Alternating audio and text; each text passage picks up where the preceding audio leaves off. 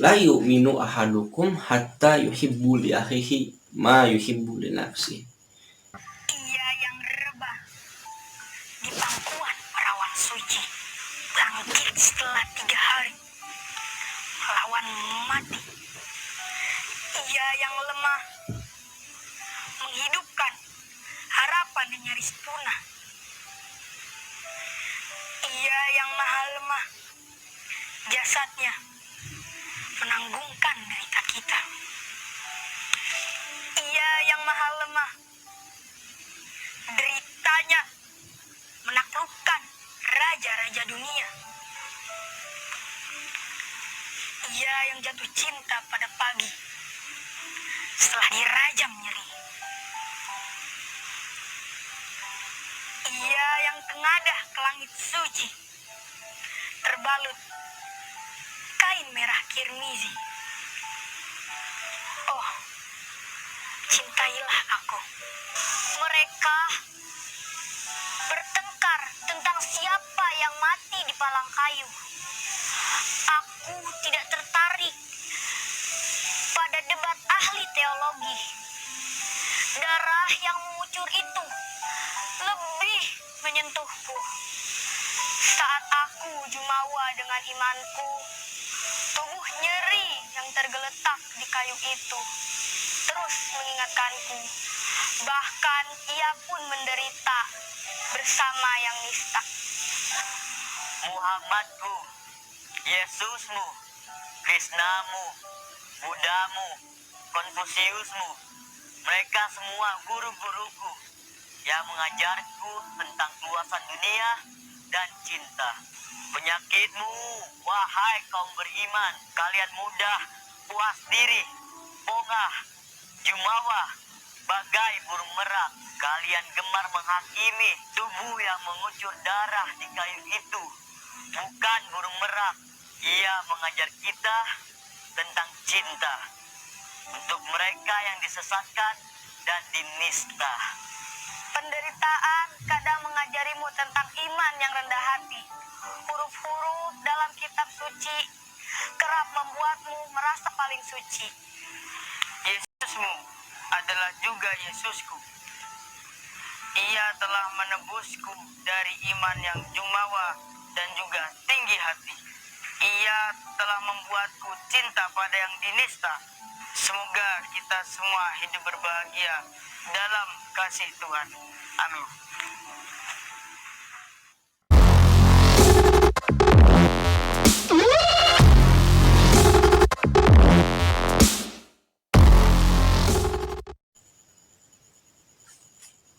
Assalamualaikum warahmatullahi wabarakatuh.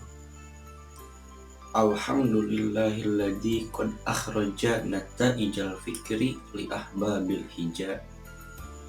Wassalatu wassalamu ala rasulillah sayyidina Muhammadin wa ala alihi wa sahbihi wa man tabi'ahum bi ihsan ila yaumil qiyamah, amma ba'd.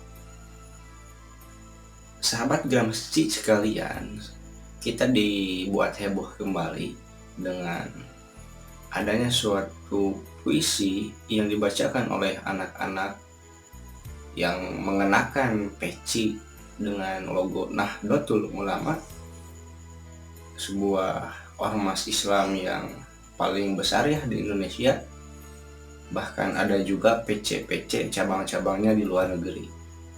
Anak-anak itu mengutip ya puisi dari Gus Ulil Absar Abdallah yang telah kita tadi dengar bersama-sama. Nah, di kalangan masyarakat, bahkan di internal NU sendiri, itu terdapat kontroversial mengenai puisi ini. Terlebih mengenai Gus Ulil ya, pengarang puisi ini yang dicap sebagai orang liberal gitu. Membuat kabar ini semakin menjadi-jadi gitu panasnya.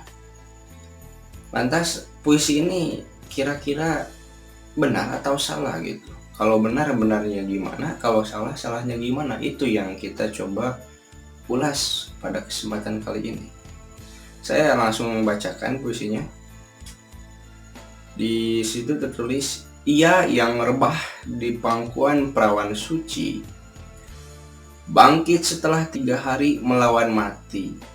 Ia yang lemah menghidupkan harapan yang nyaris punah. Ia yang maha lemah, jasadnya menangguhkan derita kita. Ia yang maha lemah, deritanya menaklukkan raja-raja dunia. Ia yang jatuh cinta pada pagi setelah dirajam nyeri. Ia yang tengadah ke langit suci, terbalut kain merah tirmizi. Cintailah aku. Mereka bertengkar tentang siapa yang mati di palang kayu. Aku tak tertarik pada debat ahli teologi. Darah yang mengucur itu lebih menyentuhku. Jadi sejauh bait ini tidak ada yang salah gitu.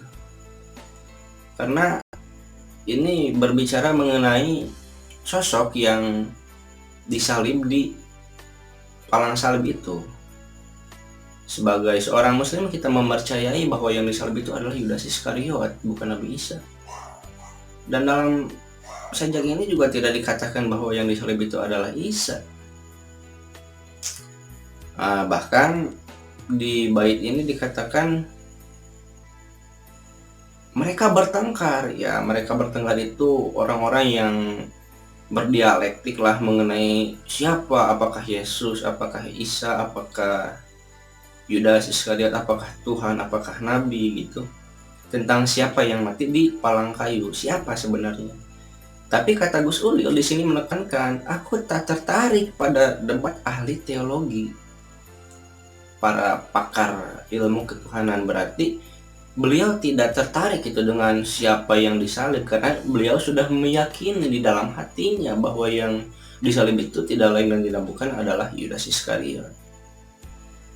Kemudian dia mengatakan darah yang mengucur itu lebih menyentuhku dibandingkan perdebatan. Darah yang mengucur itu lebih menyentuh beliau gitu. Terlepas apakah itu Yesus, apakah itu Yudas. Yang jelas darah yang mengalir itu adalah suatu peristiwa yang menyentuh nurani daripada Gus Ulil gitu. Karena apa? Dilihat daripada perspektif dan sudut pandang manapun, pembunuhan di kayu salib saat itu adalah suatu tindakan yang amoral. Seperti itu. Saat aku jumawa dengan imanku, jumawa itu berarti sombong, congkak, suka mencampuri urusan orang gitu.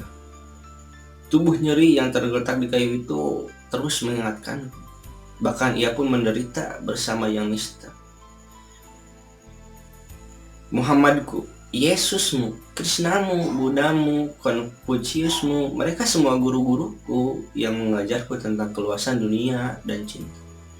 Jadi yang dibahas dalam puisi ini bukan tentang teologi, bukan tentang risalah kenabian, melainkan berbicara mengenai cinta.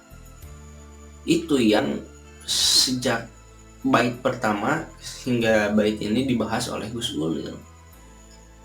Makanya kita kalau melihat suatu yang kontroversi, jangan kita terburu-buru memutuskan gitu. Nah, kemudian di sini dilanjutkan, mereka semua itu adalah guru-guruku. Artinya Gus Ulil sebagai penulis puisi ini menerima kejadian-kejadian tersebut. Kemudian beliau juga mengambil hikmah, sehingga dari beberapa peristiwa yang pernah berlalu beliau bisa belajar. Sehingga beliau menyatakan bahwa mereka semua mengajarku tentang keluasan dunia dan cinta. Penyakitmu wahai kaum beriman, ya, penyakitmu wahai kaum beriman, bahkan mungkin penyakit kita, kalian mudah puas diri, pongah gitu, jumawa bagai burung merak, kalian gemar menghakimi. Emang itu kan yang sekarang terjadi. Ada gitu segelintir kelompok lah, nggak banyak tapi ada gitu, dan mereka senantiasa menghakimi orang-orang yang tidak sependapat dengan mereka. Nah, padahal di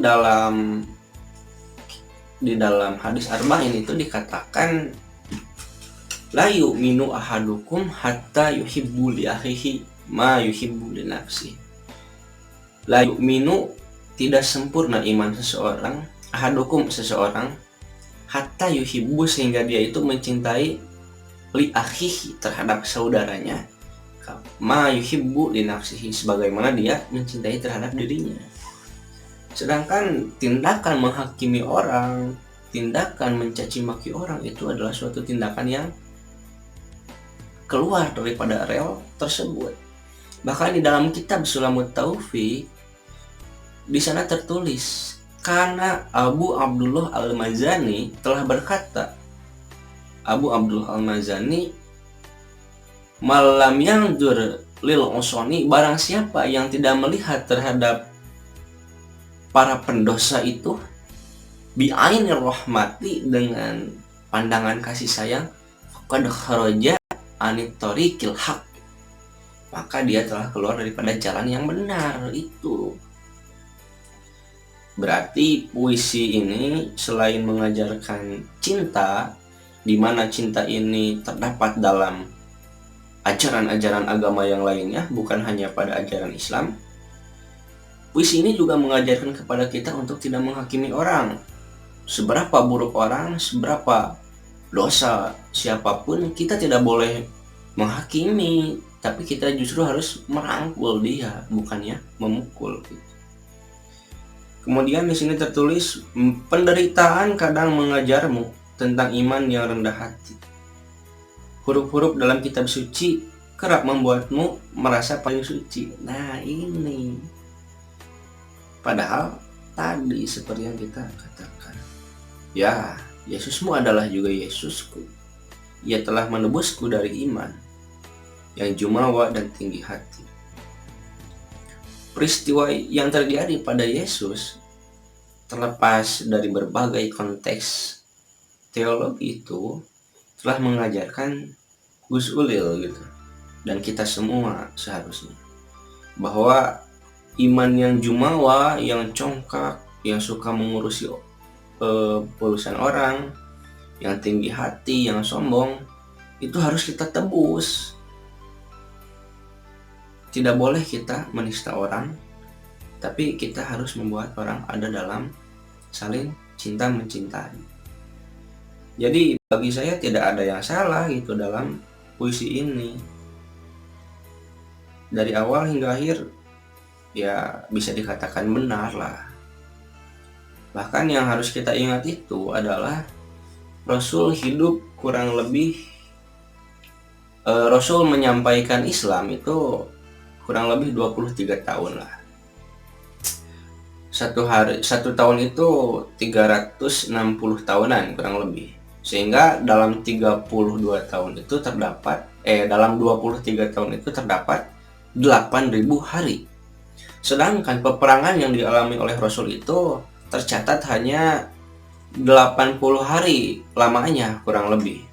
Berarti dalam hidup Rasul sebagai seorang Rasul, sebagai seorang Nabi, beliau menggunakan waktu untuk mengajarkan Islam itu 99% dengan cara kasih sayang, mengujar cinta. Sedangkan peperangan, kekerasan itu hanya dilakukan 1% di dalam kehidupannya. Lantas kita sebagai pengikutnya apakah akan terjerumus kepada suatu kebiasaan untuk meneriaki orang-orang, untuk sumpah serapah, mengkutuk? Padahal Rasul sendiri mengajarkan Islam itu dengan kasih sayang seperti itu. Jadi kita sebagai orang yang ada di tengah-tengah, maksud di tengah-tengah itu moderat lah gitu, tidak ekstrem kanan, tidak pula ekstrem kiri, harus bisa memahami betul puisi ini. Dan juga sebagai orang yang ada di tengah itu adalah antara para elit dengan masyarakat bawah gitu, harus bisa menengahi kedua ini, karena perkataan-perkataan elit kadang-kadang tidak bisa dipahami oleh orang-orang yang ada di bawah, di akar rumput gitu. Nah, kita harus bisa memahami apa yang dikatakan oleh elit dan berusaha memahamkan terhadap orang-orang aya di akar rumput, seperti itulah. Wa ma taufiqi illa billah, alaihi tawakkaltu wa ilaihi unib. Wassalamualaikum warahmatullahi wabarakatuh.